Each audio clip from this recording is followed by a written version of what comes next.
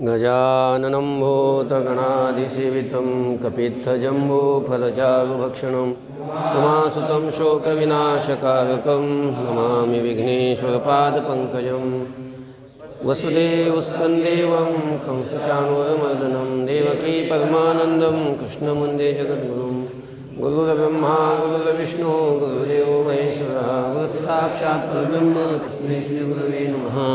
नमामि सद्गुरुं शान्तं सच्चिदानन्दविग्रहं पूर्णब्रह्मपदानन्दमीशमानन्दिवल्लभम्। अध्याय 6वा श्लोक क्रमांक 41। प्राप्य पुण्यकृतान्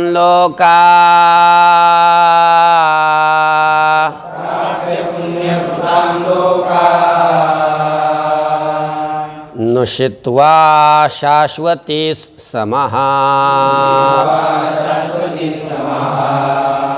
शुचीनां श्रीमताङ्गैः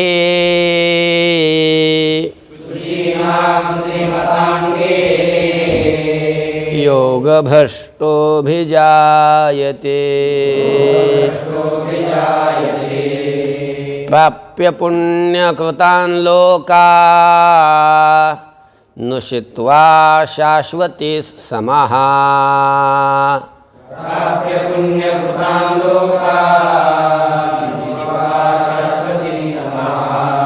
शुचीनां श्रीमताङ्गैः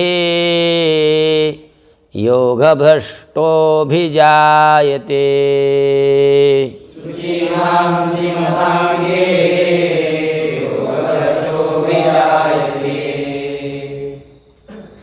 प्राप्य पुण्यकृतां लोकान् उषित्वा शाश्वतीः समाः शुचीनां श्रीमतां गेः योगभ्रष्टः अभिजायते। आला का पदच्छेद? बघा, अर्जुनाने प्रश्न केला, योगाची साधना करत होता परंतु त्याचा प्रयत्न बंद पडला, पण त्याची श्रद्धा आहे आणि योग साधनेपासून ज्याचं मन विचलित झालेलं आहे असा जो योगी पुरुष आहे, मग त्याला कोणती गती प्राप्त होती? असा दोन्हीकडून भ्रष्ट झालेला, ज्याला आता कसलाच आधार राहिलेला नाही आणि ब्रह्मप्राप्तीच्या मार्गावरून जो विमूढ झाला, अशा पुरुषाला कोणती गती प्राप्त होते? कदाचित तो छिन्न अशा प्रकारच्या ढगाप्रमाणे तो नष्ट तर होत नाही ना? देवा, माझा हा संशय आहे आणि या संशयाला नष्ट करण्याकरता फक्त तूच योग्य आहेस, तुझ्याशिवाय दुसरा कोणी योग्य दिसत नाही. अशा प्रकारची प्रार्थना अर्जुनाने केल्यावर भगवान म्हणतात, अरे अर्जुना, तो काय नष्ट होत नाही, त्याचा विनाश या लोकातही होत नाही आणि परलोकातही होत नाही. कारण कल्याण प्राप्तीच्या मार्गावर कर्म करणारा त्याचा कधीच काय होत नसतो, विनाश होत नसतो. नाही कल्याण कृतकशी दुर्गतीन तात गच्छति, ते तो दुर्गतीला कधीच जात नसतो सांगितलं. मग त्याला दुर्गतीला जर त्याची दुर्गती होत नाही, तो दुर्गतीला जर जात नाही, तर मग जातो नेमका कुठं? आहे की नाही?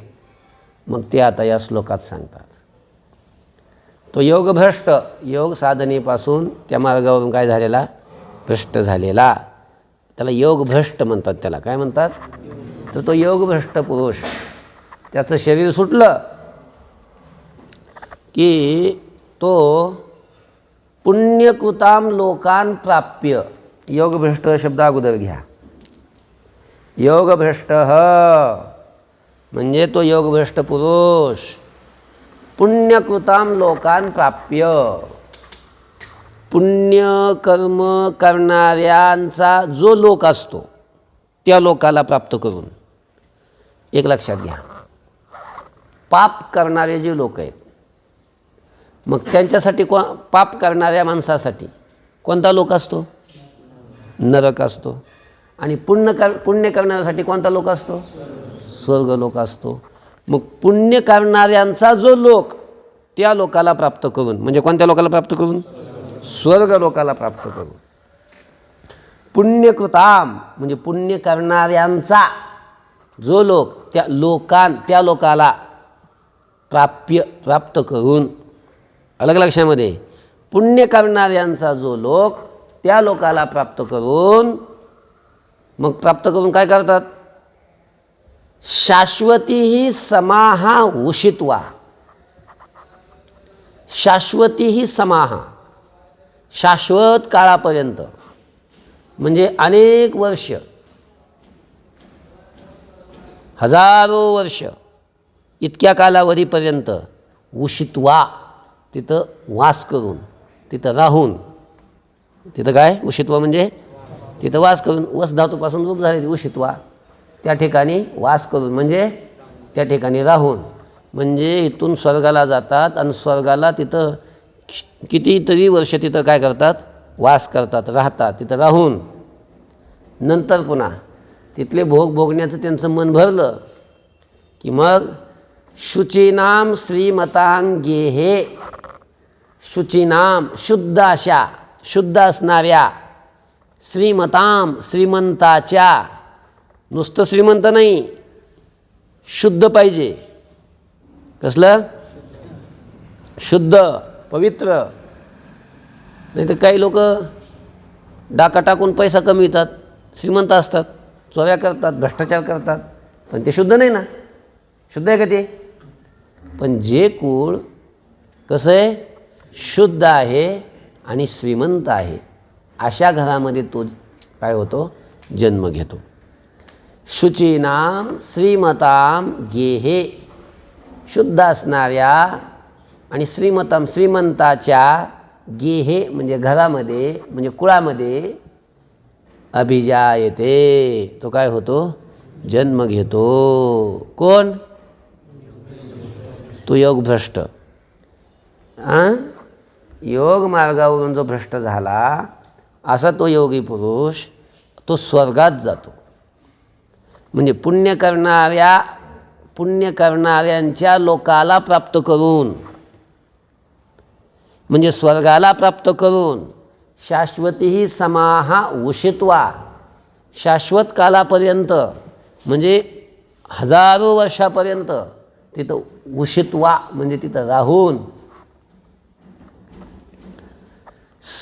शुचीनाम श्रीमतांगेहे अभिजायते.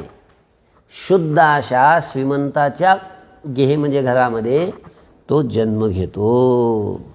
म्हणजे योगभ्रष्टाचा जन्म कुठं होतो? पवित्र कुळामध्ये. आणि श्रीमंताच्या कुळामध्ये जन्म होतो त्याचा. अलग लक्षात. अथवा योगिनामेव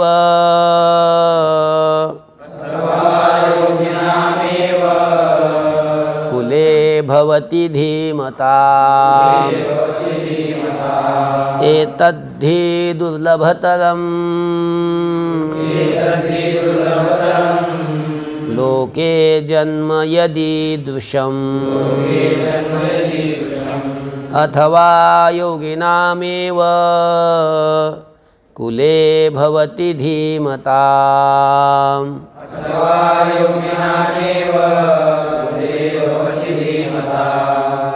एतद्धि दुर्लभतरं लोके जन्म यदीदृशम्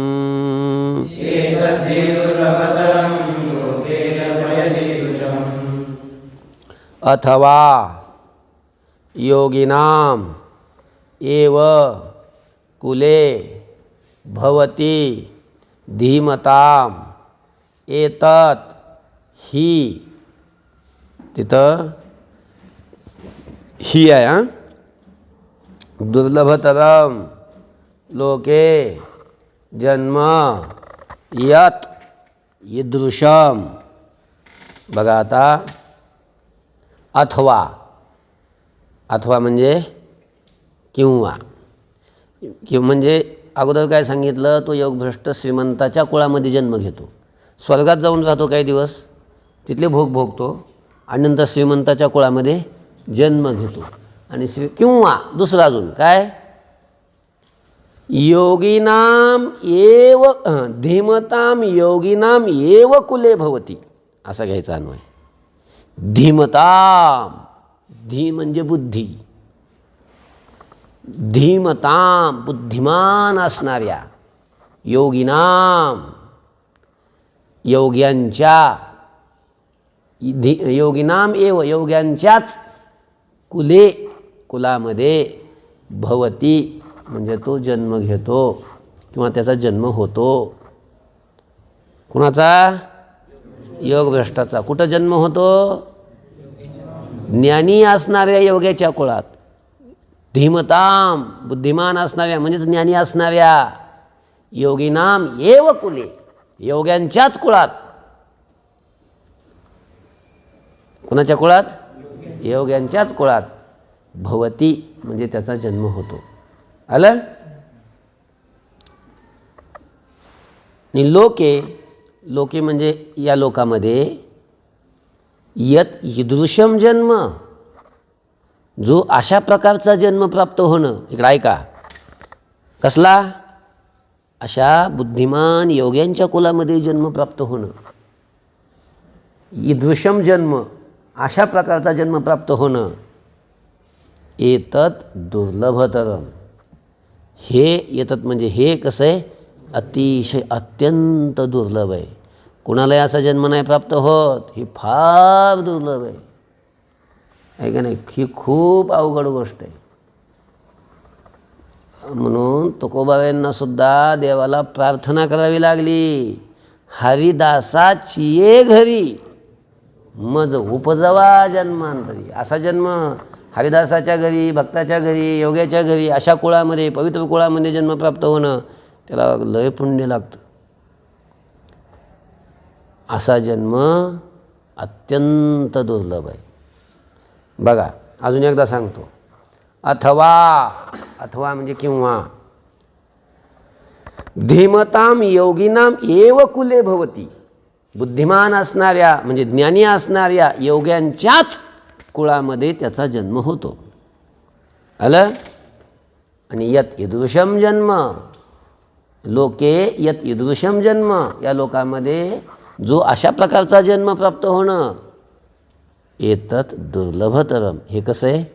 अत्यंत दुर्लभ आहे, कठीण आहे. तत्र तं बुद्धिसंयोगम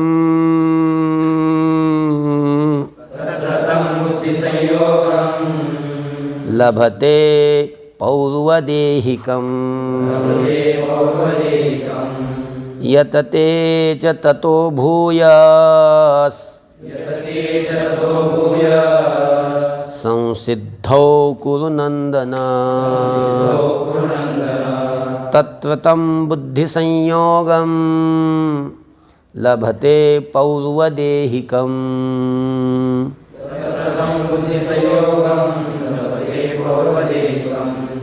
यतते च ततो भूयस् संसिद्धौ कुरु नन्दन.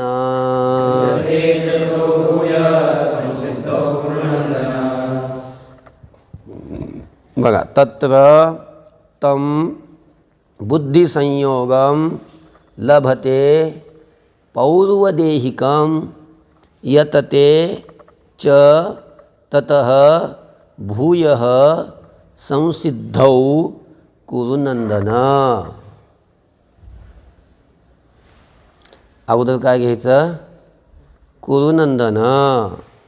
हे कुरुनंदना म्हणजे कुरुवंशाला आनंद देणाऱ्या अर्जुना. कुरुनंदन म्हणजे काय?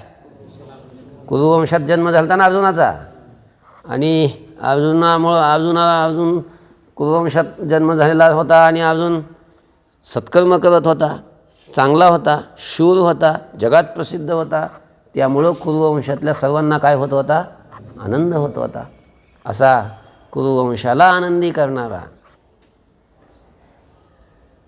अर्जुन होता, म्हणून त्याला कुरुनंदन म्हणतात. हे कुरुनंदन, हे कुरुवंशाला आनंद देणाऱ्या अर्जुना, तत्र, तत्र म्हणजे त्या ठिकाणी, त्या ठिकाणी म्हणजे कुठं रे, ते योगाच्या कुळामध्ये, लक्षामध्ये त्याचा जन्म झाला ना तिथे योगाच्या कुळात, योगभ्रष्टाचा, तत्र मग त्या ठिकाणी त्याला पौर्वदेहिकम तम बुद्धिसंयोगम लभते. तो योगभ्रष्ट पुरुष पूर्वदेहातल्या, पूर्वीचा देह जो होता योगी असताना आणि त्या देहामध्ये तो योगाची साधना करत होता, मग त्या देहात असणाऱ्या जो बुद्धिसंयोग, तो बुद्धिसंयोग त्याला तिथं काय होतो, प्राप्त होतो. कळलं का? पूर्वीच्या देहातल्या त्या बुद्धिसंयोगाला तो मिळवतो, प्राप्त करतो. पौर्वदेहिकम तम बुद्धिसंयोगम लभते. पूर्वदेहातल्या त्या बुद्धिसंयोगाला तो काय करतो, मिळवतो, प्राप्त करतो. म्हणजे पूर्वदेहातला बुद्धिसंयोग त्याला प्राप्त होतो. म्हणजे पूर्वदेहातली त्याने केलेली साधना ती सगळीची सगळी त्याला तशी प्राप्त होऊन जाते, जेवढी झाली तेवढी. ते ज्ञान, ते साधन सगळं जसं आहे तसं सगळं. च आणि ततः त्यानंतर भूय संसिद्धौ भूयः यतते. बघा, संसिद्धौ योगाची जी सिद्धी, ती सिद्धी प्राप्त होण्यासाठी, त्या सिद्धीकरता, ततः त्यानंतर भूयः यतते. पुन्हा, भूय म्हणजे काय, पुन्हा, अधिक, जास्त प्रमाणात, यतते म्हणजे प्रयत्न करतो. अगोदर तर त्यानं प्रयत्न केलेलाच होता पूर्वजन्मामध्ये, पण पूर्वजन्मामध्ये त्याला सिद्धी प्राप्त झाली का?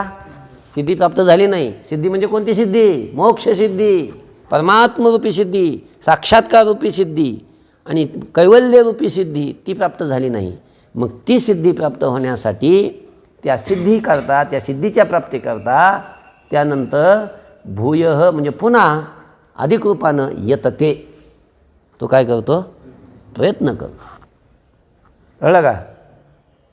बघा अजून एकदा सांगतो श्लोक.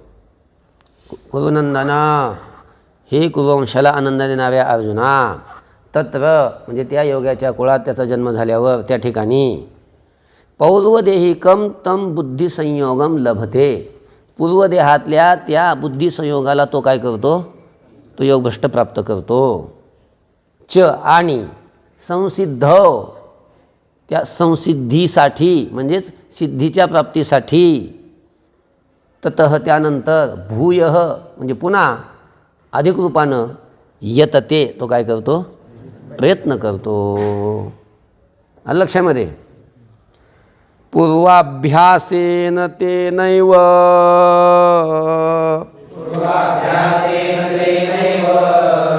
ह्रियते ह्यवशोऽपि सः जिज्ञासुरपि योगस्य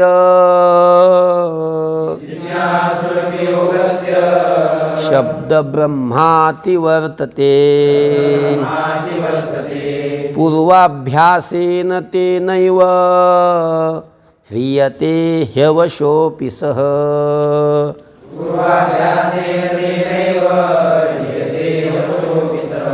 जिज्ञासुरपि योगस्य शब्दब्रह्माति वर्तते.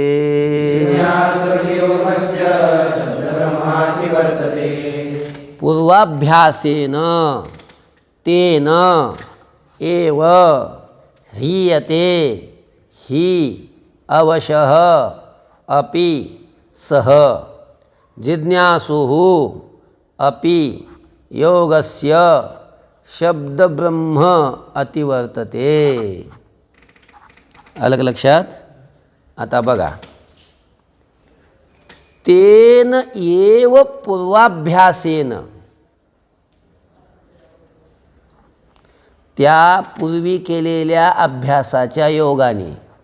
कधी? पूर्वदेहामध्ये, स्वर्गात जायच्या अगोदर त्यानं योगी होता ना, योगी असताना मानव देहात असताना त्यांनी पूर्वी अभ्यास केला होता की नाही? कशाचा? योगाचा अभ्यास केलेला असतो.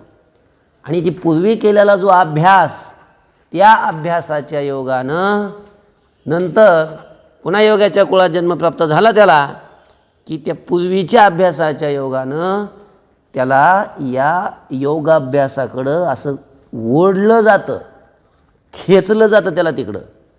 तो पूर्वीचा अभ्यासच त्याला ओढून आणतो तिकडं. बघा तुम्ही, काही काही पोरं असतात ना, म्हणजे घरचे येऊ देत नाही तरी आळंदी पंढरपूरला येतात. पूर्वीचे संस्कार असतात ते. आणि काही काही बळच घरचे आणून सोडतात तरी पळून जातात. हे पूर्वीचा त्यांच्या जन्माचे संस्कार असतात ते, तिकडं जायची. तर असं घडत असतं. तर तो योगी जो असतो त्यांनी पूर्वी जन्मात केलेला जो अभ्यास असतो, त्याचा पूर्वीचा तो अभ्यासच त्याला काय करतो, पुन्हा त्याला तिकडं अशा प्रकारचं ओढतो. बघा, तेन एव पूर्वाभ्यासेन, त्याच पूर्वी केलेल्या त्या अभ्यासाच्या योगानं